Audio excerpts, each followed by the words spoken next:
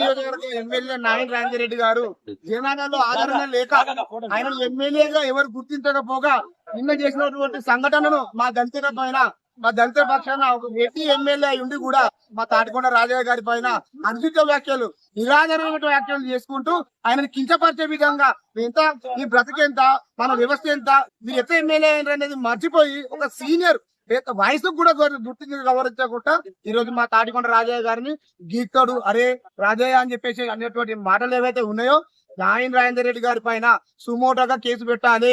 లేకపోతే అటువంటి వ్యాఖ్యల పైన తను వెంటనే క్షమాపణ చెప్పాలి.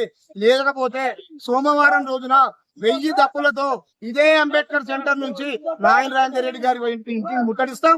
దళిత సంఘాలు కావచ్చు, మా విద్యార్థి సంఘాలు కావచ్చు, యావత్ తెలంగాణలో ఉన్నటువంటి ప్రతి మూలలో ఉన్నటువంటి దళితుల వరకు ఈ యొక్క అంశం పైన స్పందించే వరకు, తాను క్షమాపణ చెప్పే వరకు విడిచిపెట్టమని చెప్పేసి డిమాండ్ చేస్తా ఉన్నాం.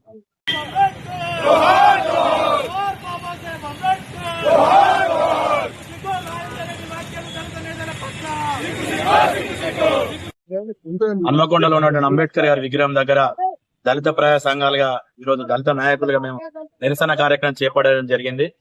మేము నిరసన చేపట్టడానికి ముఖ్య ఉద్దేశం ఏంటంటే, నేను హన్మకొండ బస్టాండ్ ఆవరణలో పశ్చిమ హన్మకొండ శాసనసభ్యులు ఏదైతే నాయని రాజేందర్ రెడ్డి గారు అభివృద్ధి పైన నిన్న ప్రెస్ మీట్ లో మా తొలి డిప్యూటీ సీఎం డాక్టర్ రాజయ్య గారు కావచ్చు, మా state general secretary RS Praveen Kumar గారు ఈ హన్మకొండ అభివృద్ధి గురించి కావచ్చు, మధ్యలో ఆగిపోయినటువంటి సూపర్ స్పెషాలిటీ పనులకు హాస్పిటల్ గురించి వాళ్ళు ప్రశ్నిస్తే ఆ అక్కసు వెళ్ళగాకుతో ఈ రోజు అభివృద్ధి పైన చర్చకు మాట్లాడకుండా వీరిని వ్యక్తిగతంగా దూషించినట్టు ఏదైతే రాజేందర్ రెడ్డి గారు మాట్లాడడాన్ని నిరసిస్తే ఈ రోజు దళితులుగా ఈ రోజు డాక్టర్ బిఆర్ అంబేద్కర్ గారి విగ్రహం దగ్గర మేము నిరసన కార్యక్రమాన్ని చేపట్టడం జరిగింది.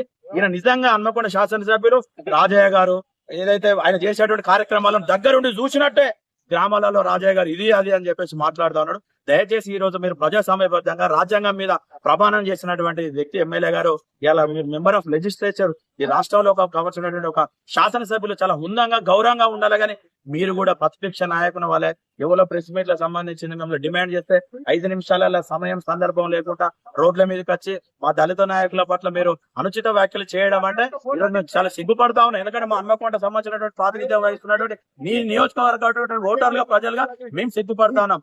తక్షణమే డాక్టర్ రాజయ్య గారికి, ఆర్ఎస్ ప్రవీణ్ కుమార్ గారికి మీరు క్షమాపణ చెప్పాలి. లేకపోతే ఇదే దళితులుగా సోమవారం రోజు